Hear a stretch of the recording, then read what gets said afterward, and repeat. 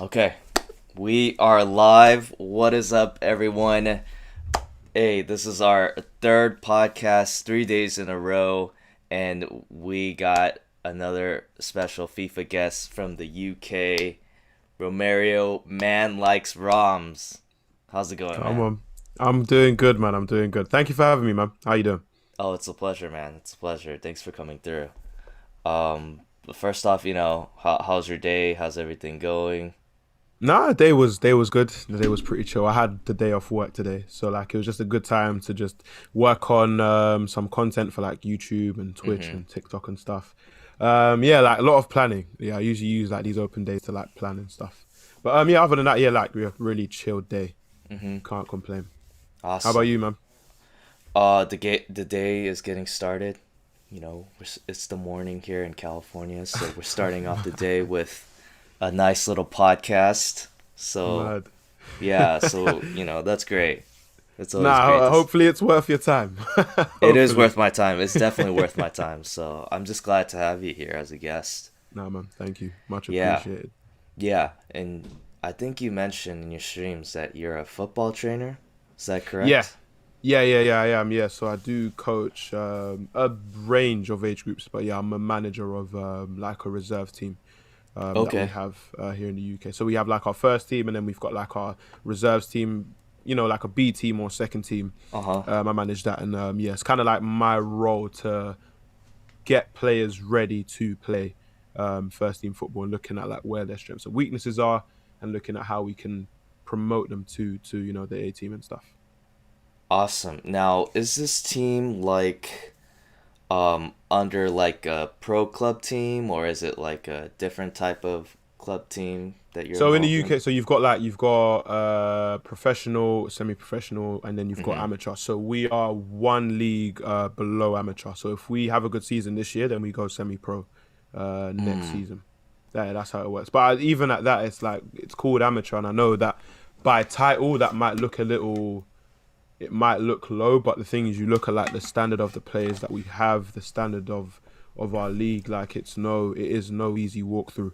Like there's some incredible teams that I've seen in amateur football. Of course, you see the same in semi-professional as well. But yeah, it is crazy competitive, crazy. It really is. mm-hmm. So then, if you place like high in your league, then you move up, you Yeah, promote. we Is that what promote. it? Yeah, Okay, we promote. Yeah, we promote. We gotcha. would have, I believe, we would have promoted either last season or the season before, but of course, because of like COVID and stuff, Mm-hmm. all the leagues kind of just they were null and void. So all points that were collated, they didn't amount to anything. So then the league just restarted in the next season. Mm-hmm. That's awesome. Like, what's the age group that you're coaching? So And it's a range. So like with our men's teams, they would be like between the ages of like 16 to that could go like to all the way to like 29, 30 plus. wow. Because it's men's football, that's kind of the age range that those kind of leagues work in. Also working with like a like an under 10s group as well. So looking at like developing really younger ages. Also, I'm also co-running a girls team or Mm-hmm. more of like a girls sort of football project that we are looking to potentially make a team Mm-hmm. in the near future as well. Am I missing any others out? No, I think I think that's it. But yeah, I work from like 7, 8, 9 all the way through to like 30 plus. Wow. Okay, that's awesome. Yeah. Yeah. Like, where's your team located? What's your club team name? So our club team. So I've literally got to jump in here because I know we were going to speak about Hey, okay. Cricklewood Wanderers. So we're based in London. We're based in the Okay. north, like northwest London. Uh-huh. Um, yeah, we're in like a town called it's like Sudbury or Wembley. Mm-hmm. That's where we're at the moment. Yeah, I believe the club's been running for, I think it's 9, 10 years now. That we've been Mm-hmm. running for. Mm-hmm. And yeah, now we've done well. Like we've come up in a lot of leagues. We're now fighting to get out of the league that we're in now. I've been there for three. I think this is my third season, or I'm going into my fourth. Mm-hmm. I started out as a player, played for one season, and I spent the rest of the time coaching. Wow. Okay. Yeah. Nice. How do you like coaching? so far? I mean, well, now I love it. It's definitely Uh-huh. like it's a part of my life. Do you know what I mean? It's something that I can see doing for years on end. But yeah, like coaching kind of started out when I was around maybe 16, 17. Mm-hmm. I was on I was doing like a football an education program with the college that I was going to. And like you learn like different things. Of course, like you have like your football stuff where you train, you play, multiple times a week. In lessons, you had like different modules that you'd learn. One of them was coaching. And then yeah, so what we had to do in that module was everyone had to do a session for like 20 minutes or so. I done one. I done pretty well. And literally, like my coach just said, like I didn't think it was anything amazing, but my coach he said, it was a good session. You might actually want to think about doing this like for real. Mm. I took it with a pinch of salt at the time. Like I Mm-hmm. didn't really see a reason why I wanted to become a coach. I was really heavily focused on like going more down like an athlete route. Mm-hmm. Um, and yeah, and then like I was doing a little bit of coaching like over the summer and stuff. Mm-hmm. It was something that I just did enjoy. And then I joined Cricklewood as a player, and then the manager of that team, he used to let me like coach like the warm ups and stuff, whilst he would set up like our actual drills and tactics for games.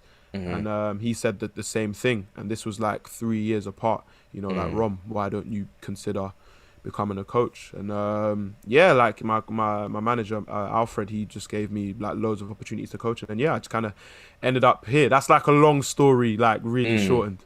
Mm-hmm. But yeah, I was coaching like after school clubs, summer camps, community football sessions, things like that. And then I coached a youth team. It was an under 16s team at the time, which my manager was coaching at the time. We done really well that season. He had them really well drilled. They went and won Mm. two trophies within that season. Then I took over them completely at under 18s, and then yeah, I brought a lot of them into our reserves, and now some of them are playing for like our reserves and our first team. But yeah, like it's nice. I love it. I really do love it. Mm-hmm. That's awesome. Yeah. Is it like a full-time gig for you? Yes. So football's it coincides with like youth work as well. So we don't just deal with our players as athletes. We also look at how we can develop them as people as well. Mm. So what we do a lot of is part of the other part of my job is I organize, I devise, I look to link up with like other organizations and charities to build like different projects Mm. where we can improve them as humans, that whether Mm-hmm. that be in regards to their education support, whether that be in employment support, that could be stuff to do with physical health, mental health. So I'm always in contact with the players, like 24/7. And then Yeah. of course we have our football. Like what we've noticed is like, because of the amount of care we have for them outside of football, when they come and train and when they play, they really do like so well every game. Wow, that's cool, man. That's cool Yeah, what no, you're it is. doing. Yeah. Yeah, it is. Yeah, it's quite cool. I can't lie, it is. Mm-hmm. Mm-hmm. Do you have like any aspirations, any goals, maybe in the next 5 or 10 years in regards to coaching and football? Yeah, I do. Like, it was always in the beginning stages. It was always my dream to like, work in like, like a really world class, facility, with a world class team, and look at working with, more elite players. It still is a dream of mine, but that's kind of changed, over the years. I wanna be in an environment where I can work closely, with like youth football players, especially like around like that 15 to 18 age group, like wherever that may be. Like I'd love to just stay within that age gap. Mm-hmm. For now, I feel like that's where my niche is. Like Mm-hmm. I kind of understand what makes those kind of players tick, and I understand them, mentally, socially, physically, technically as well. When you look at the competition side of things, and yeah, that's kind of where I see myself as. Like what I'm doing now, I would just love to just continue doing that with what would be a different crop of players, and really looking at myself 5 years from now and seeing the project that I'm currently doing with the young players I'm working with now, like where do they end up? Whether they become professional footballers, of course, that's great. That will look great on everyone's CV, but especially like as long as they all have like a positive outlook on life, and they're all doing well in their own right. That's for me. That's the most important thing. Mm, wow. And after your years of coaching so far, is there anybody that's like pretty good, that's like at that pro Mm. level, Oh yeah, about their there's name? a few. Yeah, Okay. there's a few. There's yeah, that I could think of three. There's three. I could see three that they could, if they wanted to, if they really work hard and they stay consistent, and they really push themselves, they could definitely become a professional footballer. No matter what league that is, whether that's in the Premier League or the Championship or League One or League Two, like they have what it takes to go pro, definitely. But of course, we know how hard it is. But it's for me, it's how much they want it. If they really Mm, want it, they'll push for it, and they'll get it. mm. So for those type of players, what does it take to really get to that next level? I mean, there's a lot of things. Of course, Uh-huh. your talent. You have to be, an incredible footballer. You have to be able to be, brilliant with the ball at your feet. Um, your mindset as well. You have to be able to overcome loads of setbacks. No matter, everyone's football journey is different. Some people go through the academy process where they're involved with, professional clubs from the beginning. Some come from like grassroots, like local teams, and they go straight into pro. And it's about, how you overcome each setbacks that comes at you, whether that's getting released, from certain clubs, whether that means getting benched for a number of games, whether that means not having, a number of good games, game after game after game, looking at how you bounce back from those, like how you make the most of every opportunity, in the positions that you play, whether you're an attacker, a midfielder, or a defender. There's so many things. Having the right connections with coaches as well. Mm, Sometimes sometimes coaches can bring through players that they know more so than ones that they don't. There's an yeah. element of trust in there, and they'll give those players an opportunity. But I think for me, the biggest thing is up here. I Mm, think I've seen a lot of talented footballers that can do great things with their feet, but they've fallen mentally and they haven't got to where they wanted to be. And it's a consistent pattern where those that have a strong mind, and those that just stick to the elements of hard work, they're always the ones that progress and go all the way. mm. Interesting. This is very fascinating that I have a manager slash coach on the podcast because I've certainly had experience with sports and also coaching myself. Hmm. Um, I grew up playing basketball, Hmm. and I played in high school. Basically, like I don't know what you would compare that to in the UK. Like what type of That would be schooling? like college. Well, we what you call college and what we call colleges. Like right It's before like college. It would right be right. before. Uh So, huh. but college for you guys, that's like 18 plus. Right. Mm-hmm. For college for us is 16 to 18. Then you go to university. Oh, so then college College is for the us is same like thing as 12. Is basically like 12, like grade 12 to grade 14, or 12th grade to 14th grade. If you have a 14th grade in the US. I see. So college would be like university for us, Yeah, 18 yeah, through like exactly up. that. Yeah, and Yeah, before that, exactly that that. would Yeah. be the 14 to 18 age would be like high school for Oh us. wow. Yeah, Okay. yeah. So that's how it works in the US. But Right. basically, in the high school age, like kids play sports, whatever sports they get into. It could be, football or Hmm. soccer as we call it here, Yeah. basketball. But I competed in basketball, and then after that, I coached for a bit, like a Parks and Recs for like youth kids, and then coached at a high school level, Yeah. at a college level, a junior college, and Hmm. you know. So when you're telling me this kind of stuff, it's like reminding me of my days of playing Hmm. and coaching, and the things you're saying. It's like I totally resonate with that. Totally resonate Yeah. with all the things you're saying about their character, coaching them, in their skills, and you know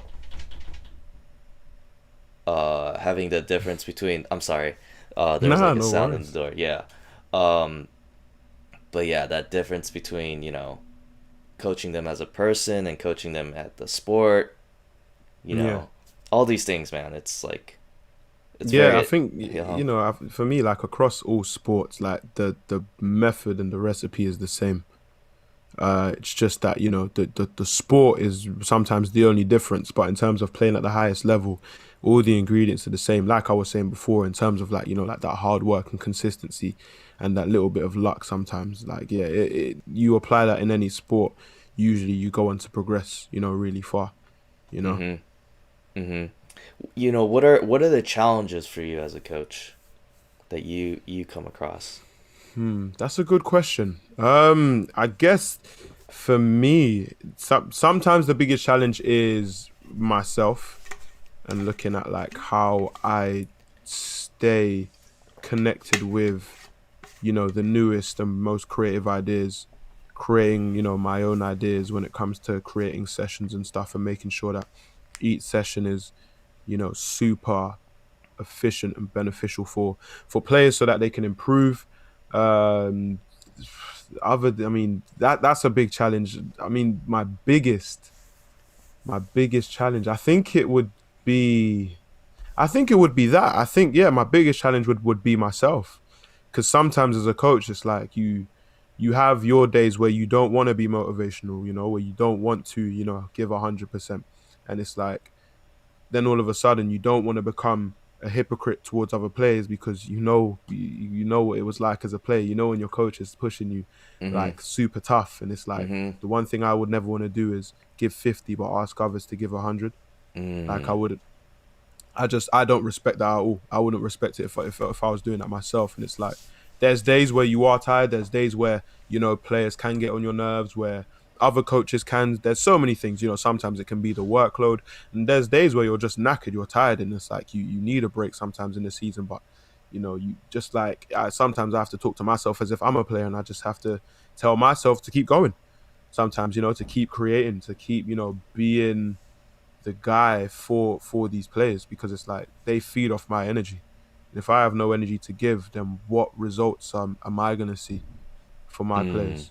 Mm-hmm. And like yeah, and I've noticed, and that goes across all the age groups. The energy I give it always comes back at some point. I might give 100 today, and maybe players might be sluggish.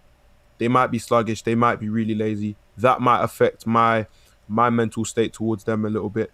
But then I know that if I consistently give 100%, then I know that results will come, whether that be results on the pitch or results in terms of their development. Like it always comes through, always does. And it's like, yeah, the challenge of giving 100% every day, that's quite tough.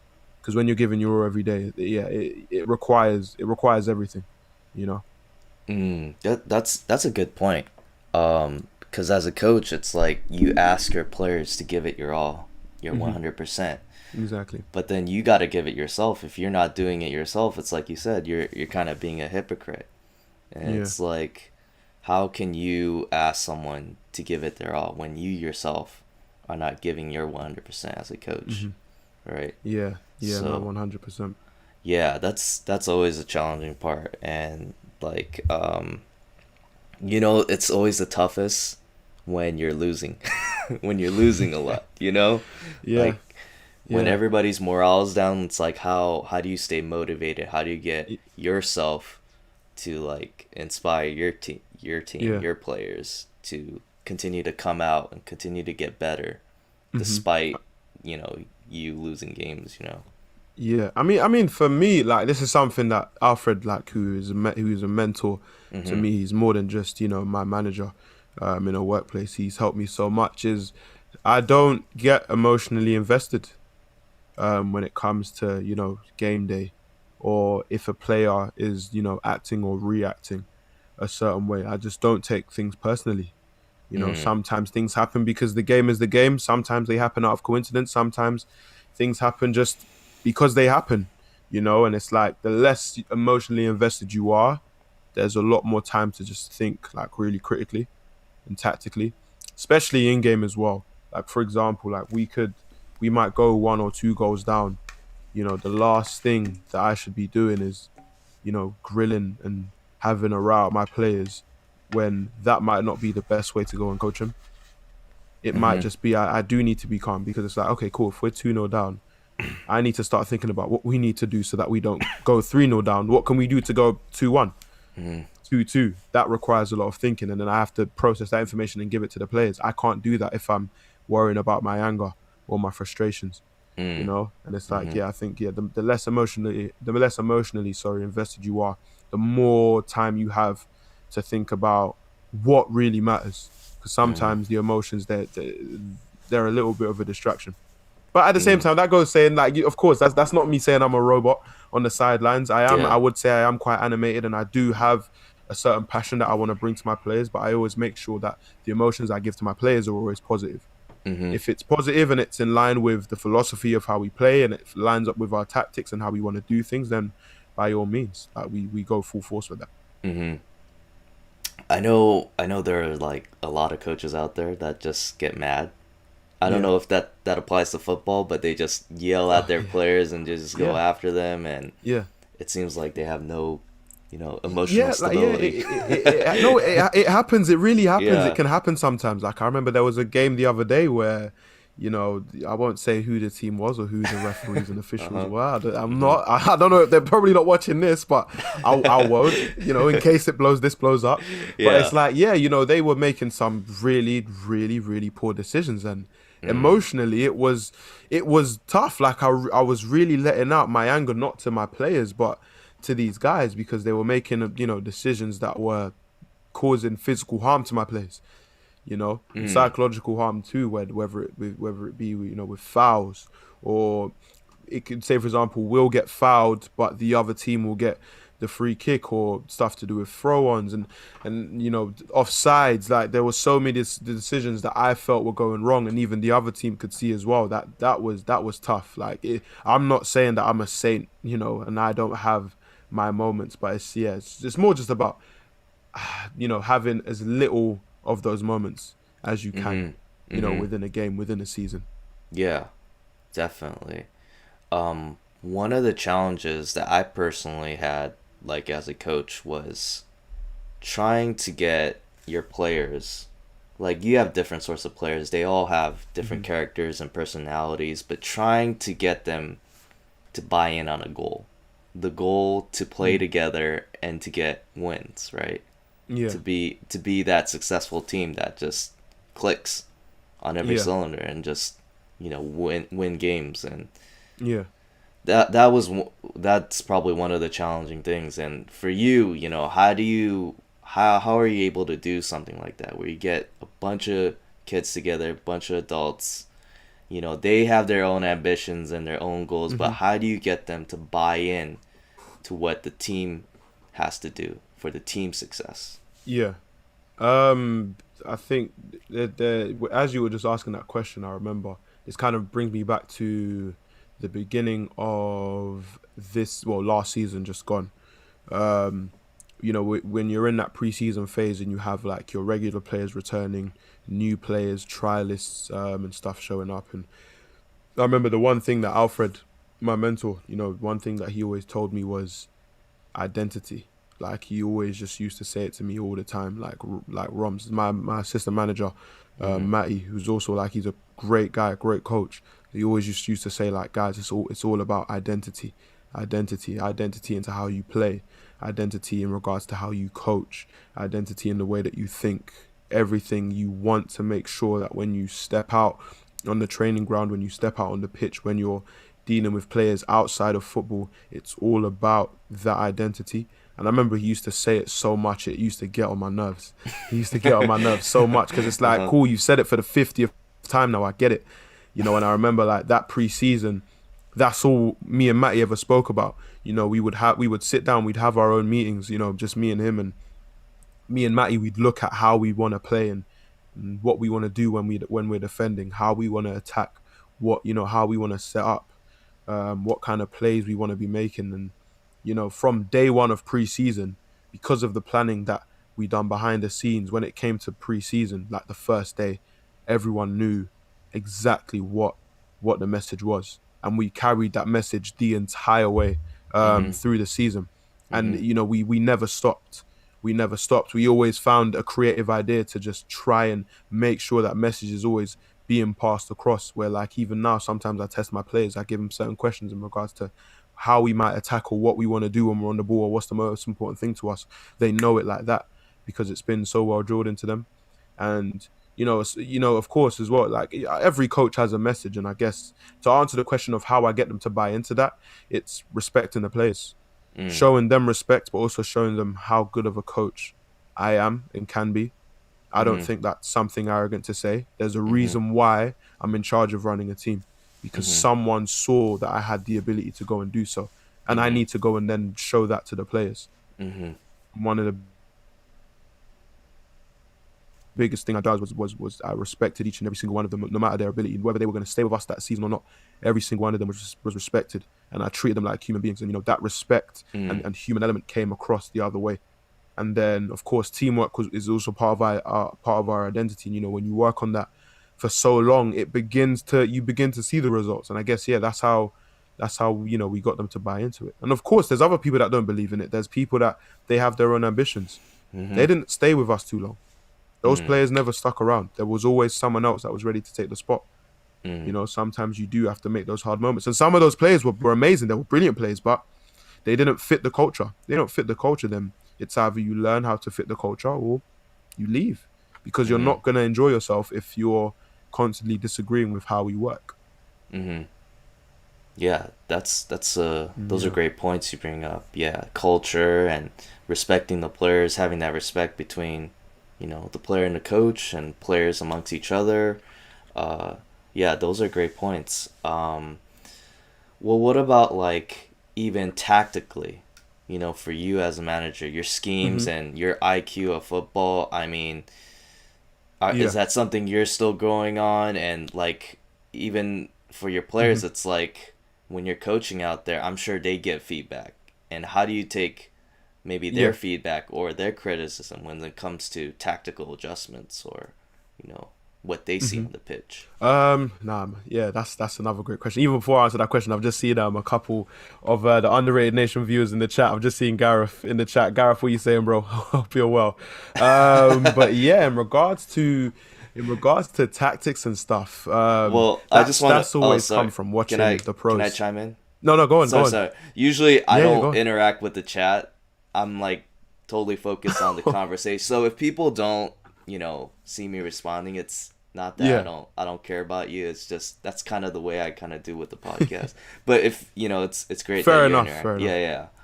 But go ahead. I'm sorry. I'm sorry to interrupt. Yeah, no, because I did say to them if they did have any questions, I'll do my best to answer them. If possible. Sure. Okay, maybe we could save some time, like a session, just for you to answer questions if you want to do that. Sure. If they have any questions, we can do that. But going back to answering your question, watching the game, there's always a game in season on a Saturday and a Sunday, and there's always sometimes you get your midweek games as well when you have like Champions Leagues and stuff, and just watching as many of those as you can. Even if, say for example, you're not able to watch 90 minutes because we all have lives, whether it be a 15-minute highlight or being able to just watch 30 minutes raw of the actual game itself. You might catch the first 30 minutes, the last 30 minutes, but just watching the game, as much as I can. And then no longer looking at the game as a fan. You kind of sit back and you look at, if I was a coach in that same position as, I don't know, Guardiola, Mourinho, Pochettino, Klopp, any one of them, what would I do?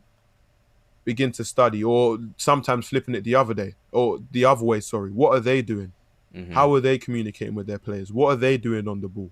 How are they working off the ball? What's their shape like? How does that look like compared to my shape? Why have they gone for that shape? Is it in regards to the opposition, or is that because of the way that they play? How are they setting up in regards to the opposition they're coming against? Are they sitting back? Are they pressing? What are they doing? And being able to just answer as many of these questions as you can and just making that into practice.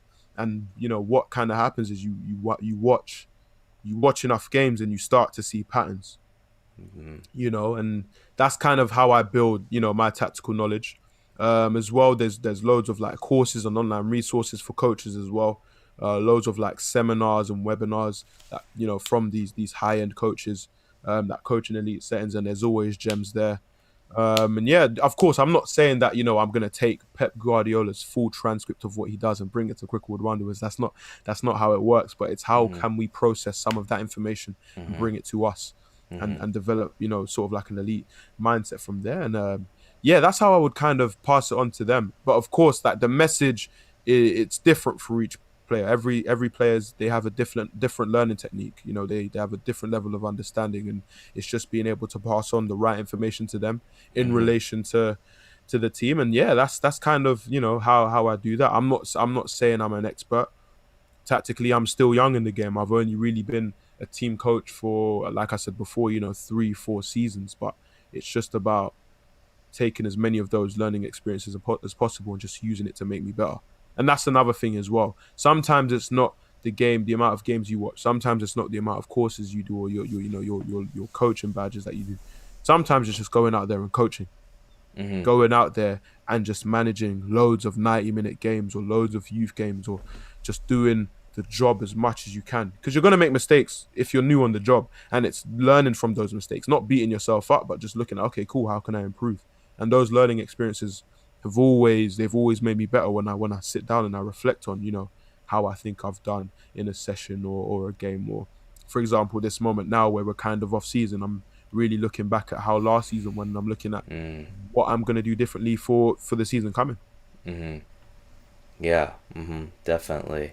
Um, you know, going back to the first part, talking about when you're looking at games, right, and analyzing them, it's interesting because, yeah, when you're just a fan and you don't know much about the tactics, you're just looking at the game and you're like, oh, why is this player doing this? And you could easily criticize him. But when you're putting on that coach's hat and you're Yeah. analyzing exactly and trying to break down what's going on in every play, how that leads up to like a goal, a great possession, you Mm. know, that's like it's like a completely different viewpoint that you have that a lot of people that aren't educated in a sport don't Yeah. understand, right? Mm. So No. it's Yeah. 100%. yeah, so that's a great point you bring up about just kind of having that thinking cap and understanding what the coaches and players are actually doing tactically, and then drawing from that and learning from that. Mhm. Yeah. Mhm.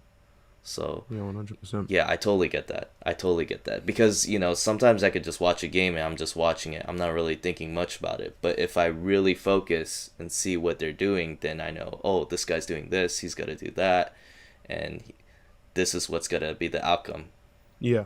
right? Yeah. No. Yeah. 100%.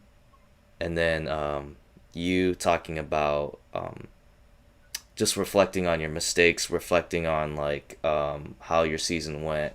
I mean, how is it like whenever players point something out to you, like Mhm. maybe it might be something like they see as like correct, like how do you take it as a coach? Because maybe like some coaches might have an ego and might not listen Mhm. to their players Yeah. because Yeah. they feel like they know Mhm. it all. So Mhm. how do you manage that, your own ego and your own you know Yeah. your own coaching style? I don't know. Yeah, no, no, no. I uh fully get it. Once again, like, great question. Um, with each coach, it's different. Like you said, some coaches do have egos and they like to be the guy that's right all the time. I wouldn't say that's wrong. Of mhm course, if your ideas work, then of course you impose. Um, but me, I like my players to be thinkers. Because it's like I can't.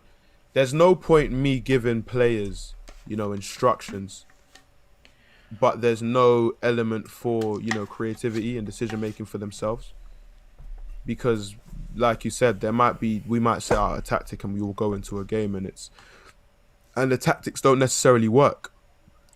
Are my players just gonna just stick to the tactic, or are they gonna be thinkers on that pitch and go, do you know what, Rom, we've I know you've told us to press, but every time they're pressing, they're able to play the ball around us. I think we should hit them on the counter attack. mhm And I respect that so much more, because even, yes, if a player doesn't disagree with me, the fact that I promote them to be thinkers, I respect mhm when they come with those opinions. And of course, that there's a way that you deliver that you would deliver that message as well as a player. Of course, it's not in a moany way. It's not that you're super aggressive, but it's a suggestion. And mhm I'm always open to suggestions. Sometimes they'll come with suggestions and it's not the right thing. You know, sometimes they might feel like something isn't working, but sometimes it's not due to the tactic. It's actually due to the player not doing his job properly. And then we have, we have a civil conversation that way, and just looking at how we can improve, that player in the game. But yeah, that's kind of how I deal with those. I mean, yeah, I like it when my players think for themselves, like they have to be. I can't be when it comes to managing a team, and that's whether it be football, basketball, hockey, tennis, whatever. I can't you can't be they're not AIs, they're not bots, on a PlayStation or an Xbox or a PC. They're human beings that need to be able to think for themselves, because what I'm seeing on the sideline or how I'm feeling is totally different to what they're feeling on the pitch. There's so much stuff going on around them, and they have to be able to think for themselves and for the team. It's two different, even though we're on the same wavelength and we have the same goal. It's two different perspectives, and he has to be comfortable in his own mind, and he has to believe in his own ability to do things his way sometimes as well. And yeah, like that, I'm really big on that, and I think with that, once again, like it means a lot more respect between player and coach and player, you know. And even with that, sometimes players trust me more with my tactics just because I've actually just been open to listen to what they've wanted to say. Do you know what I mean? There's been some real development in, Rom, do you know what? I'm struggling with how you're asking me to move off the ball. That's fine. We'll go and work on that next training session. We'll work on that. We'll build a session around that. We might do that in the warm up. We might do it for 20 minutes at the end. We might do a small game. When you do like your fun tournaments and stuff. And I might just coach you. And we'll work on that, and we'll get you towards that end goal. And I think, yeah, communication is key. Communication is so key. It can't just be me to them. It can't be. They have to also bring their feedback to me. I ask them a number of times, how did you find that session? What did you think of the tactics? And they'll give their honest opinions. And I love their honesty. Sometimes they're like, Rom, can't lie, we can't do that again. We can't do that again. And we will have a, like I said, a nice civil conversation about that. And we'll find the middle ground, and we'll find a completely new solution. Like I remember even the other day, we slightly adjusted our tactics in the way that we wanted to press because of the opposition we were playing against. And I remember we played that tactic. I believe we won the game. We went into training. The next game, I remember a player came. The first thing he said to me was like, Rom, remember what you done last week? I think we need to do it against these guys too. We done it and we won the game. I think it was like 3-0. So it's like that communication, honestly, it is so key. I love it.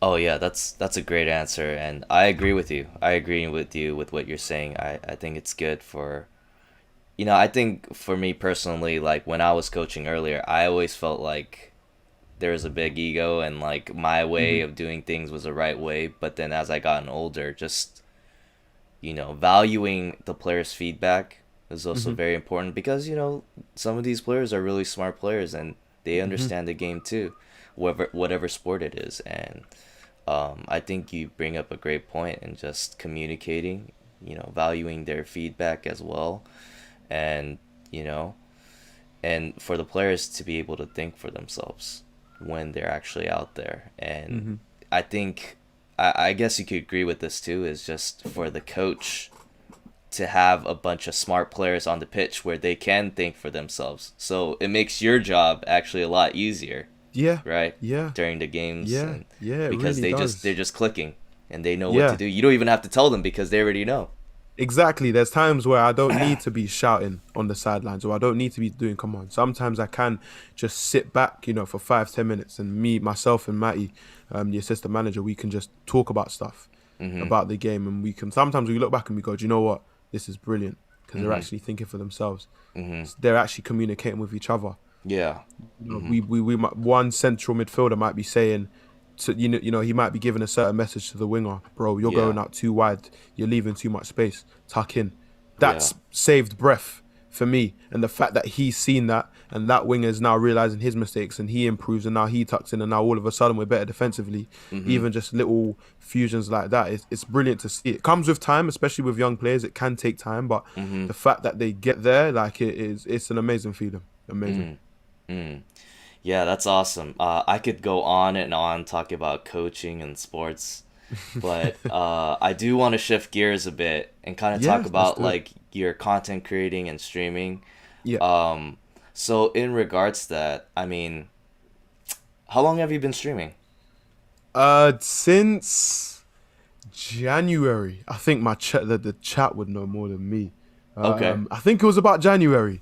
January or maybe like late December. I remember January. Of this year. Or yeah, January, but yeah, I remember this year January, the 25th of Uh-huh. January, I think was my when I either started the YouTube channel or that was my first ever upload. In Okay. regards to Twitch, it was like shortly before, about 2 weeks, Uh-huh. maybe. Yeah, Okay. yeah. Awesome. So it And, hasn't and been too long.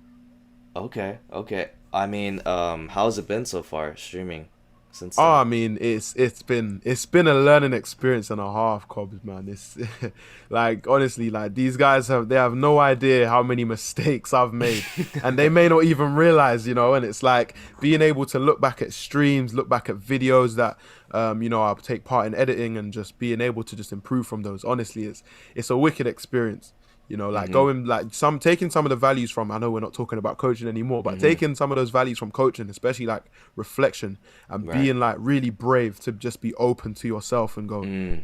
Rom, that's wrong, or Mm. Rom, that needs to be improved, or Rom, you're Mm-hmm. not gonna be more discoverable, you're not gonna grow that way unless you change this. You have to push that limit.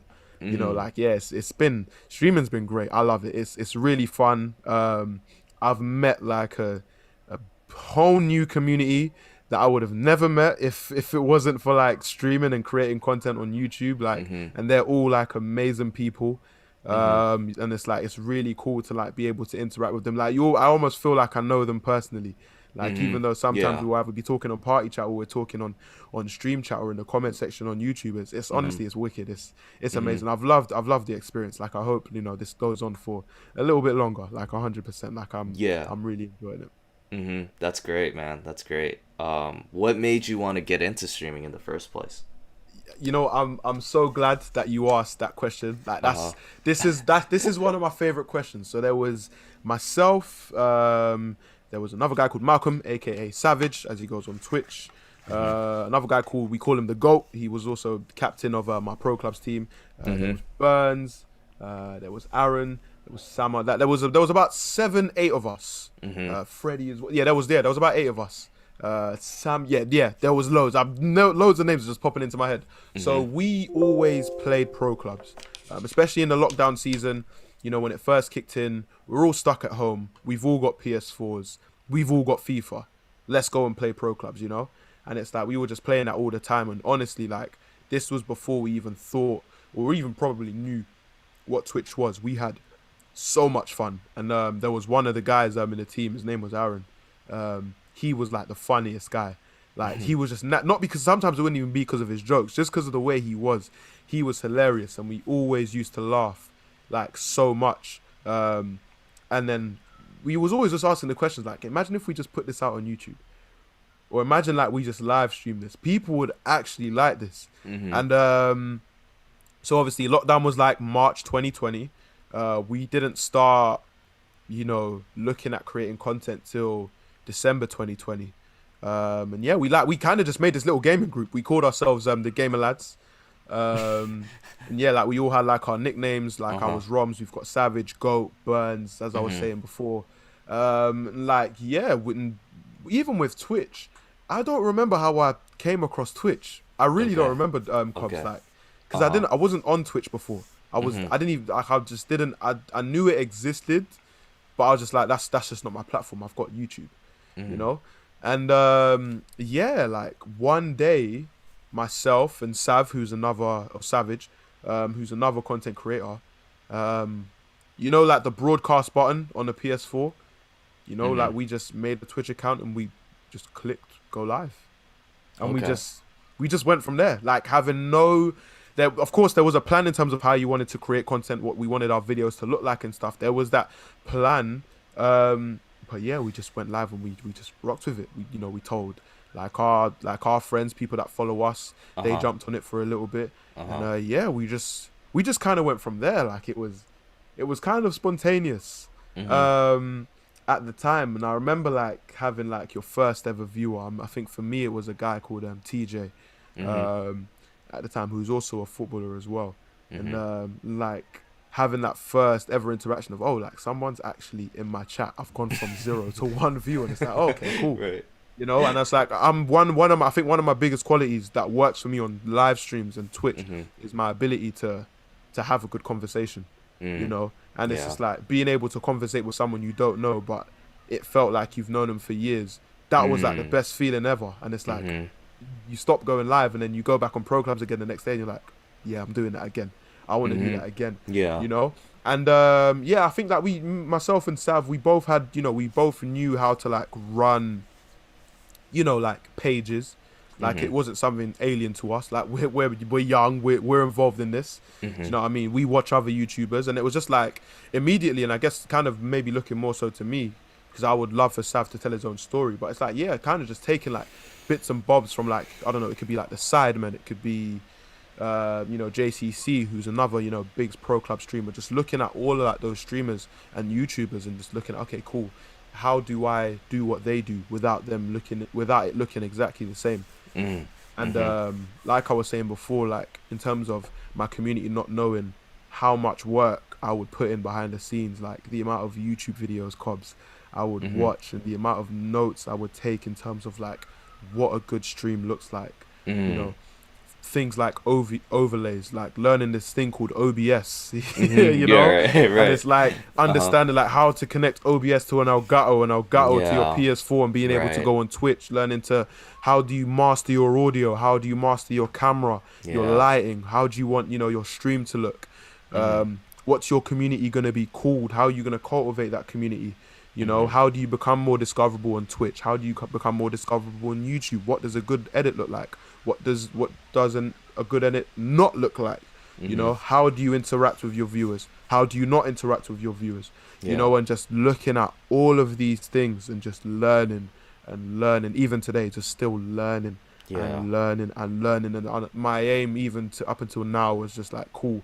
how do I make my next stream better than the last one? You know, and I just kept, and you know, you just keep on going and going and going, and you go from like 1 viewer to 5, and then like you notice you have like 3 always in your chat, and then you get a raid. Another thing, a raid is something I never heard of. I remember you know, like, yeah, you know, you're playing and whatnot, and you go from like 1 viewer to like 20, and it's like, whoa, oh, this guy's raided you, and it's like, oh, mad, thank you, you know what I mean? You know what I mean? And it's like you have a whole other, you know, community coming, and it's like, okay, cool, this is a brilliant opportunity, not to steal with, you know, their viewers, but how to bring some of their community over to me too, and you know, trying, you know, looking at seeing if I'm a content creator that they want to grow with as well. Like, you know, those that are chatting away in the chat now, like, yeah, like just looking at, okay, cool, how do I keep these guys around, and just once again going back, you know, to like those learning processes and just being able to like apply it into streams as quickly as possible.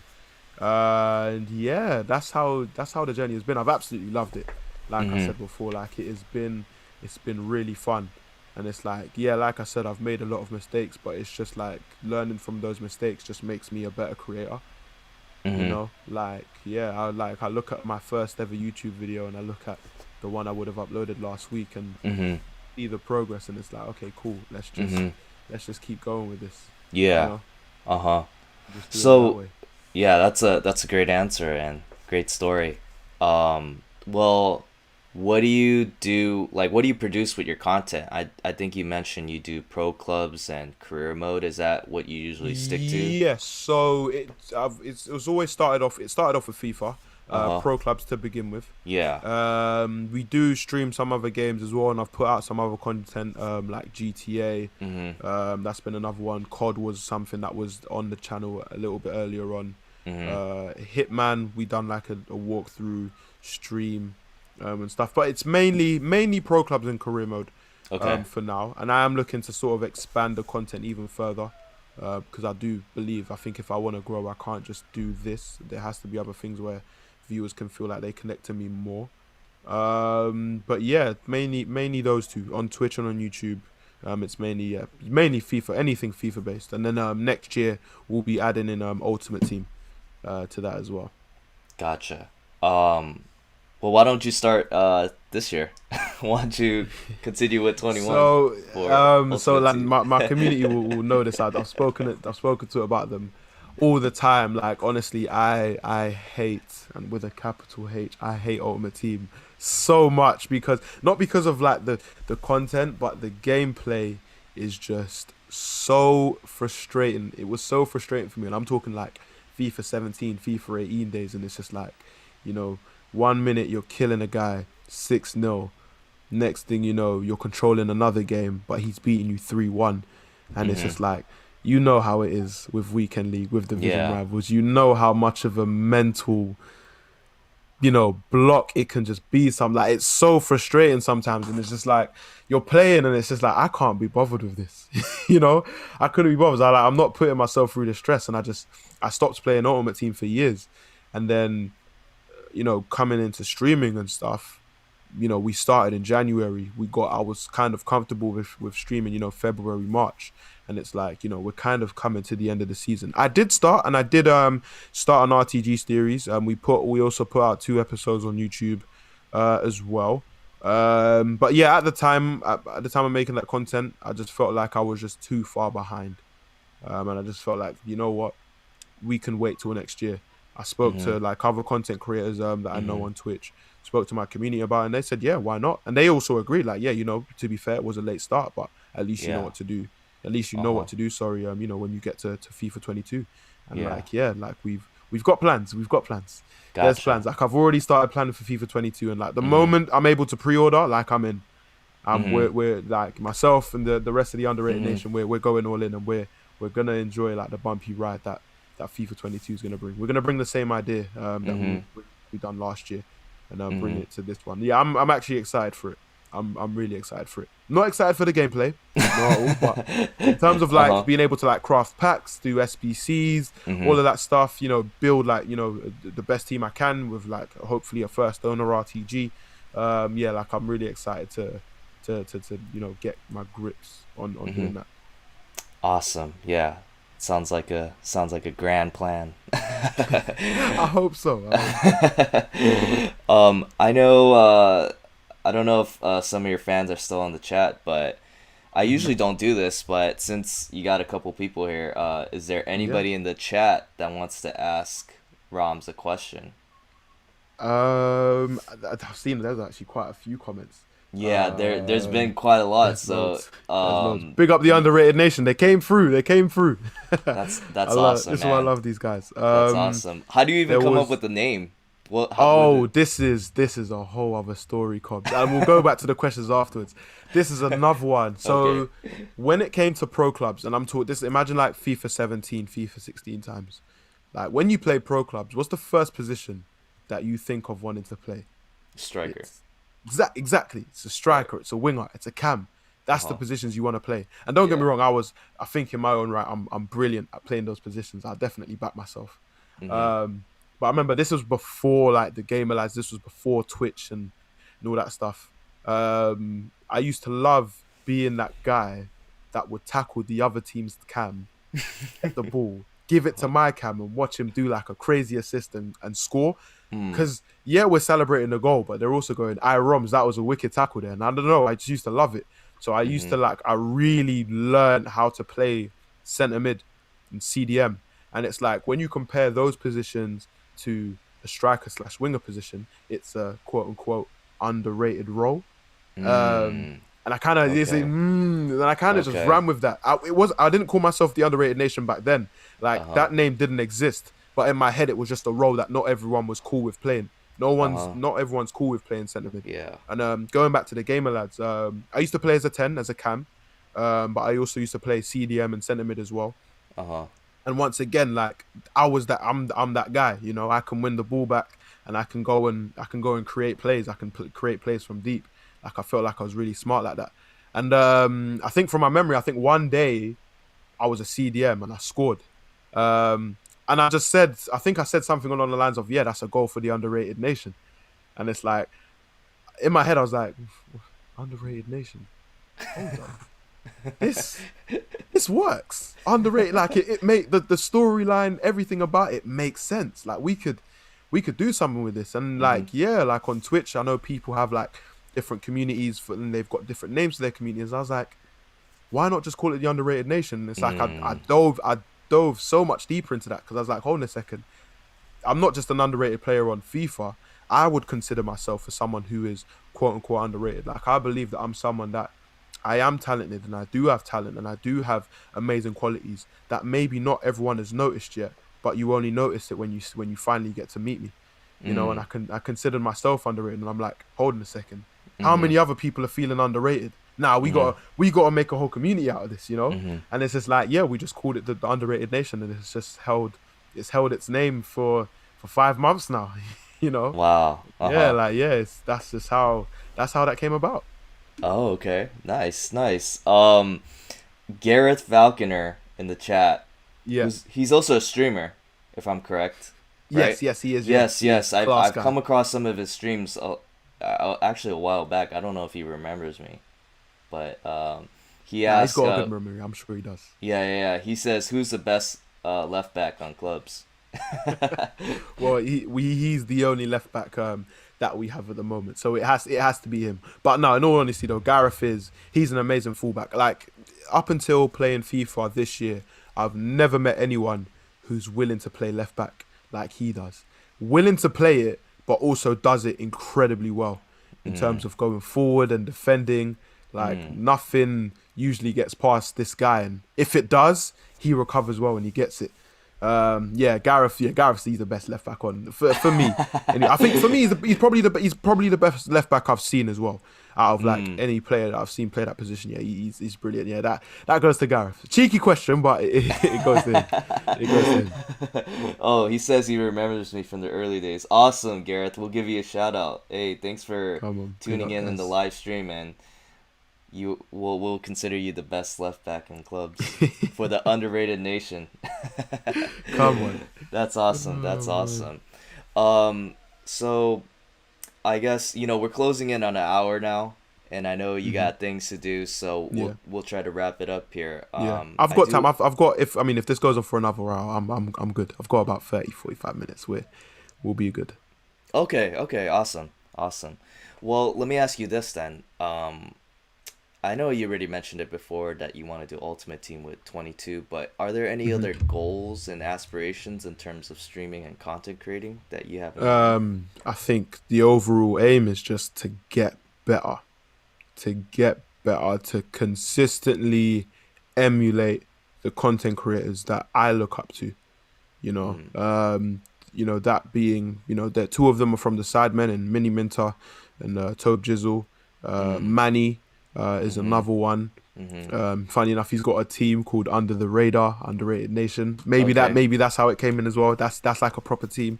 Okay. Other streamers like all the Sidemen, like Rota Shaw, Bazinga, Zerka, KSI, who's like the prime and king of like the YouTube gaming scene, especially like in the UK, and just like trying to learn from them and the other content creators as much as possible.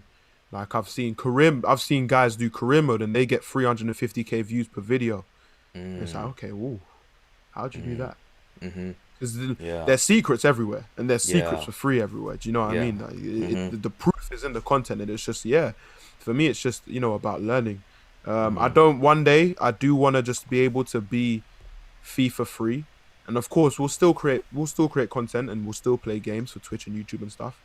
But to really just grow as a channel and to be able to do other things like vlogs, other games, to be able to do like other challenges and look at other ways of being creative in terms of building content, and just looking to really like just broaden horizons where I can, and just like doing it that way.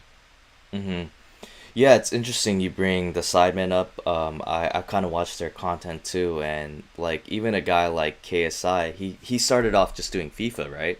If I'm correct. And then he kind of just, rebranded himself, and, he's done that celebrity boxing with Logan Paul, and he's like an artist now. So it's kind of weird. Like, he's built up a following, and he's kind of like rebranding himself into doing like other things, which is kind of cool. Yeah. On his end. Especially like someone like JJ, like he's so inspirational, honestly.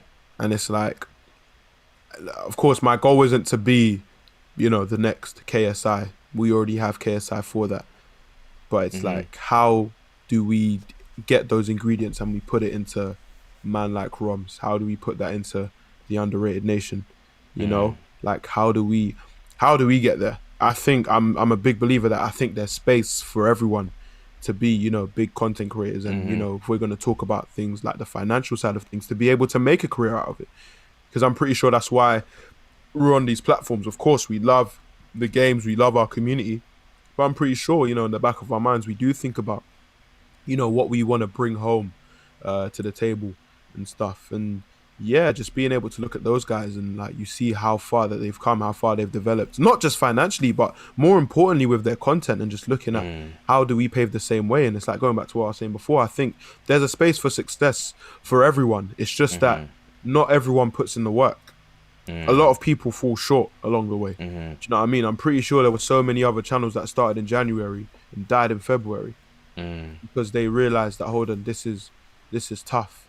Do you know what I mean? Even for me, it's like, cool, we only have, I believe at this very moment in time, about 108 subscribers on YouTube, and just over 300 followers on Twitch.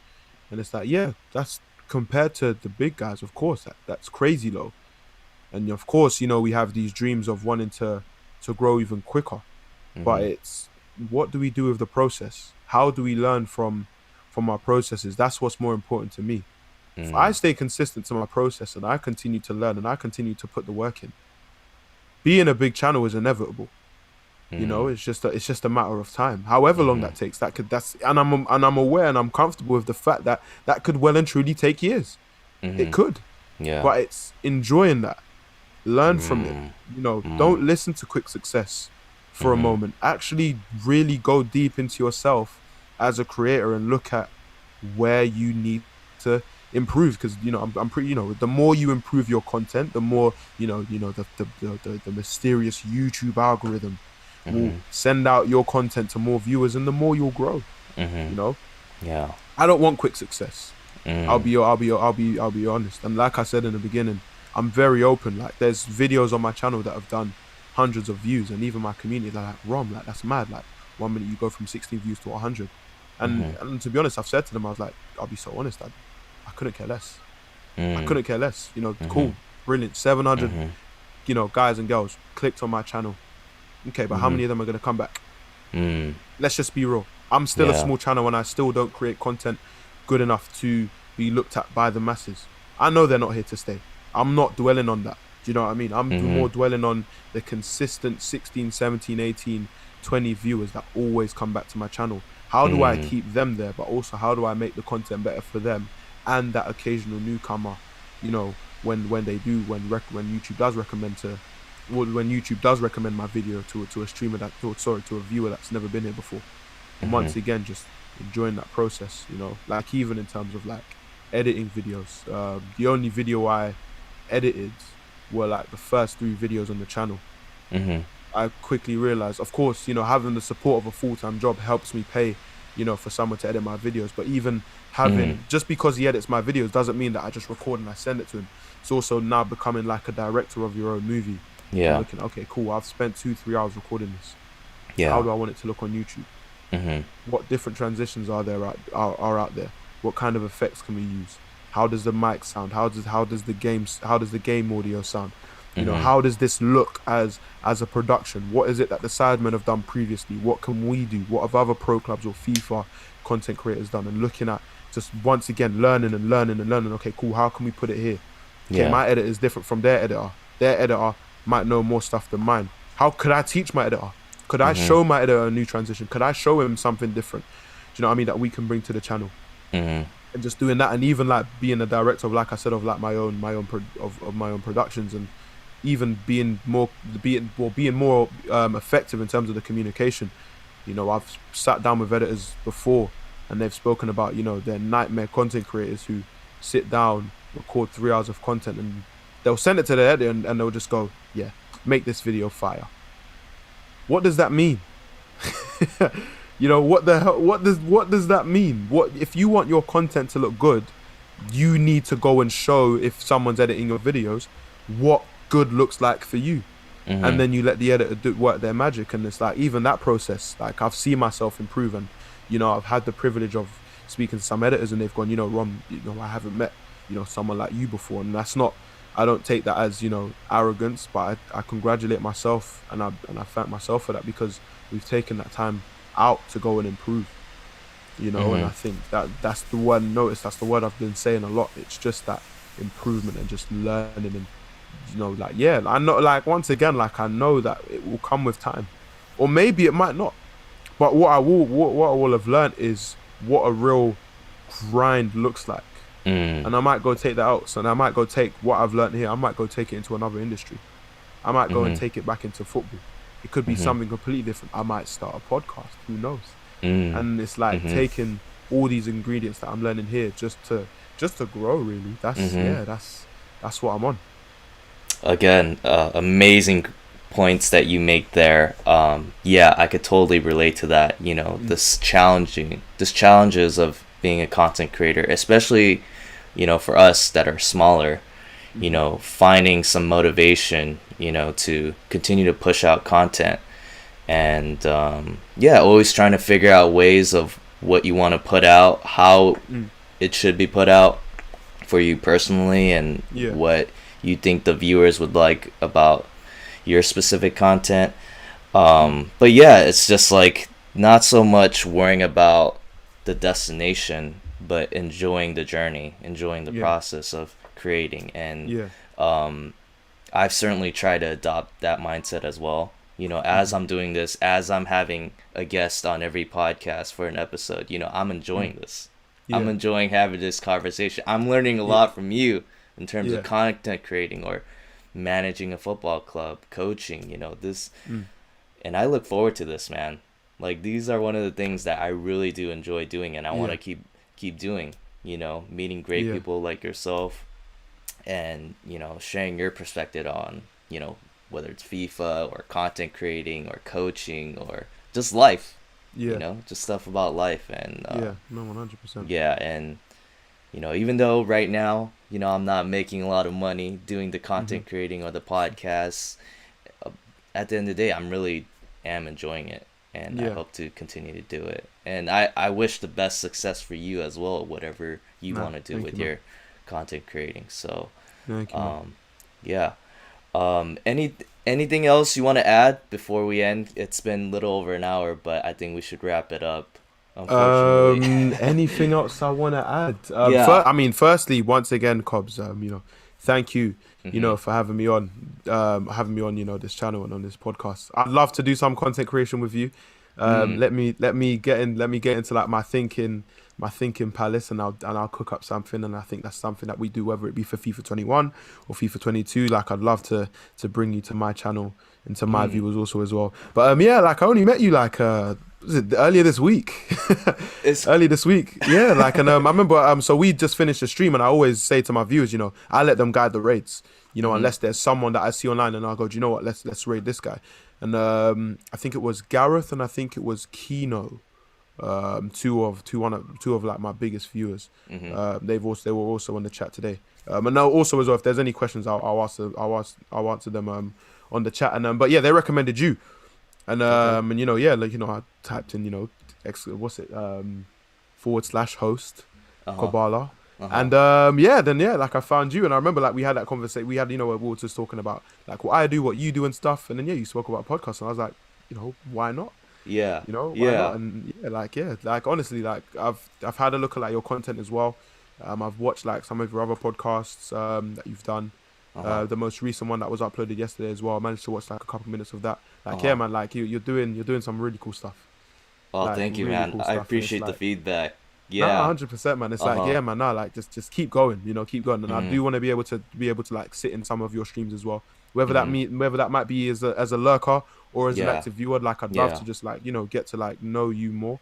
Yeah. But yeah, and it's like, I guess my piece of advice to you is the same advice that I give to myself. Like, don't worry, on the views just yet. Mm. The views will come with good content. Let's Mm. focus on Yeah. making better content. The better the Yeah. content, the views will come. It's how the Yeah. algorithm works. I know the algorithm is seen as this mysterious thing, but at the end of the day, if content is good, the views come. The Right. recipe is as simple as that.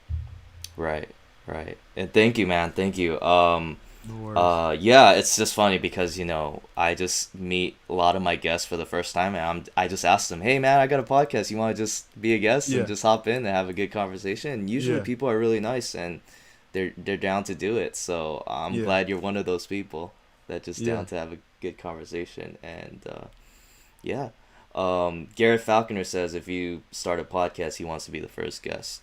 Oh, let's 100%. I don't mind. Yeah, I can book that in. No worries at all. Nah, guys, we can we can do that for sure, man. And I'll be That's no right worries at behind all. him. I'll be the second guest A if you hundred do start percent. one.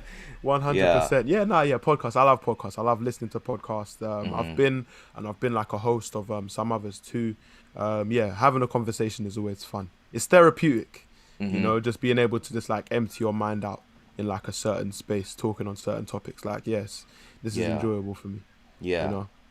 For sure, definitely. Well, before we end, why don't you tell people your platforms for those that might Um, not know? so yeah, cool. So pretty much on any major platform that you go on, whether that be TikTok, Twitter, YouTube and Twitch. If you type in Manlikeromz, Hmm. ManLikeRomz, you'll find me there. Like they're all the same. On my Instagram, like that's just more personal. If you click the links on the other social platforms, you'll find Instagram too. If you Hmm. want to follow me there and see like some of my coaching journeys, then cool, you can find me there. But I'm pretty sure the listeners are here for like more of like the content and FIFA stuff. So Mm. yeah, Twitter, YouTube, and Twitch, they are all Manlikeromz. Yeah, if you want to be part of the Yes. underrated nation, you know where to find us. You Yes. know where to find Yes. us. Uh-huh. And we'll leave the links on the description below so you guys can check them out. Sweet. Yeah, but again, thank you.